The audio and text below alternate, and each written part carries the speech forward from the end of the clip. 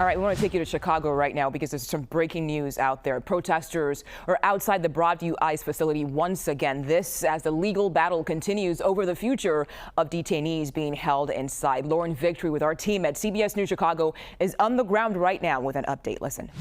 Hopefully they're getting a handle on it. A couple people being arrested. Most of the crowd that kind of ran into this space is back behind those lines where they're supposed to be. I do know that they were singing for a short amount of time before this little bit of chaos ensued about wanting to or like let us in. They were going to try to be bringing some Holy Communion, I think, into the facility, even though in recent weeks they've been denied that opportunity several times.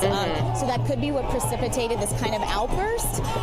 Yeah, Lauren, I can see. What we see here again, there's at least one person on the ground. Right. Yeah, we're seeing them through. That is a group of media there right along the line. But if, as we zoom in here, you can see someone, yes, being zip tied on the ground there, face down. Lauren, you mentioned that in the moments before, as we watch this, there's two people there that we see. As we were watching this scene. Yes, two people. Yep.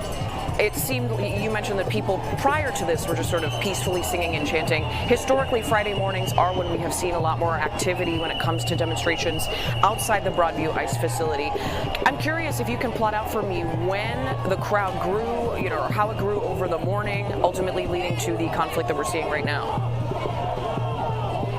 Sure. So we started seeing some members that looked like they were from churches because they were wearing, traditional robes and the priest collars, showing up around 7:30. This protest had a start time of 9 o'clock. By the time the 9 o'clock hour came around, I had counted about 150 protesters.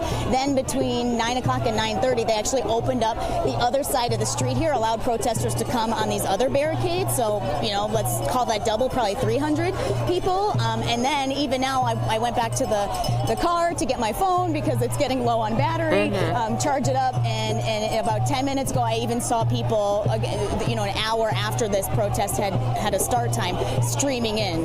So people continue to arrive, and as you mentioned, Fridays do, if there ever is a day of the week to get a little rowdy, Fridays seem to be that day. I can see from here right now a guy that looks like he has a priest collar on that is getting his hands zip tied. And by the way, we're staying back this far for our safety. Yes. I know there's some other cameras that are a little bit closer up, but we've put a priority on safety here at our station. So this is the angle that we're going to get that stays safe. Oh boy.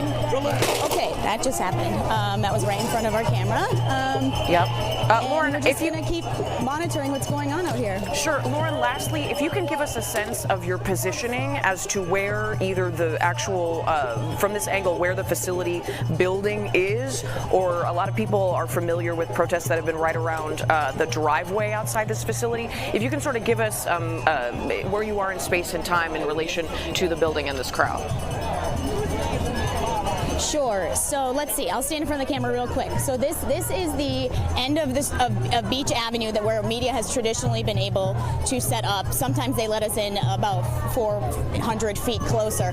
The facility itself is way down there on the other side. That's where the fence used to be that was taken down. Maybe if you could see where that American flag is, it's about probably 500 feet further from there. And there are a bunch of sheriff's deputies and law enforcement down there, as another method of flanking to make sure nobody gets past there. Again, nobody's been allowed inside this facility for months, except for the group of attorneys, a judge, and an expert yesterday that went inside yesterday because of a court case to kind of view if there's any sort of inhumane conditions as being alleged.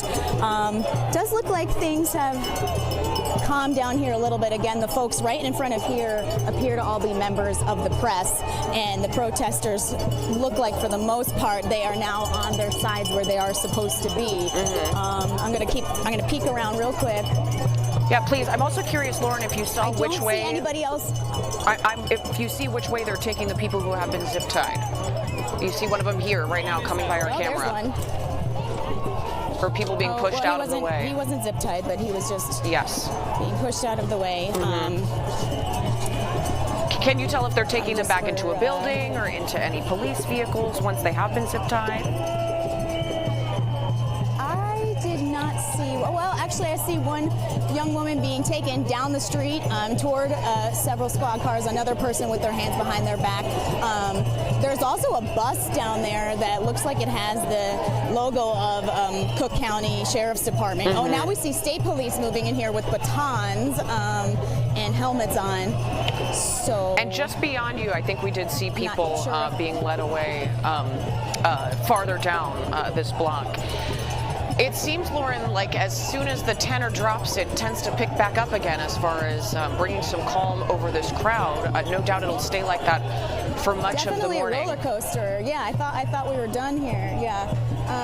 But yeah, no, state police are here. They look like they have wooden batons. They've got some helmets on now. I don't know if, perhaps they have a safety plan for when things escalate. Okay, now send the state police in. Probably that's the case.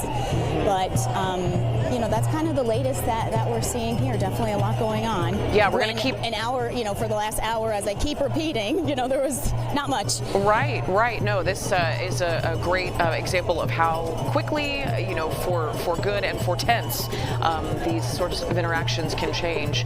We have CBS Skywatch on the way to give us an overhead look at this situation here in Broadview. Lauren, if I can keep you with me just as we continue to watch this scene.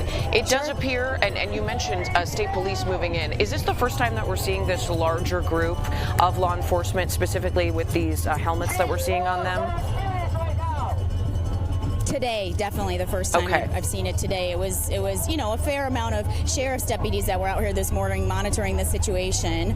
But it's the first time I'm seeing state police come out.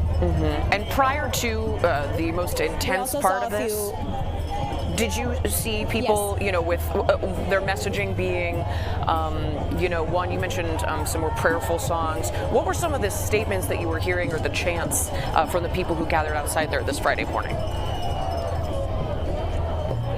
They were singing "We Are Not Afraid."